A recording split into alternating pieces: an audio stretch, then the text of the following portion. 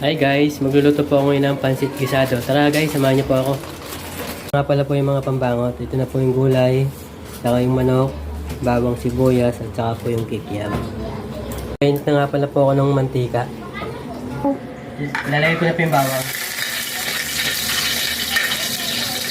Saka po yung sibuyas. Ilalagay ko na po yung manok.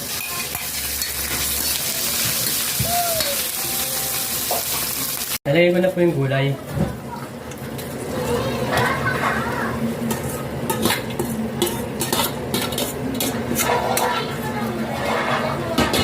Ayan guys, yung gulay. Guys, tatanggalin ko muna po yung gulay. Kukunin ko na po yung kikiam.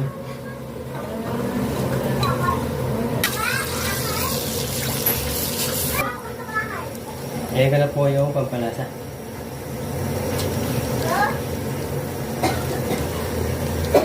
Lagay ko na yung paminta. Nalagay ko na po yung kanton. Guys, nalagay ko na po yung gulay.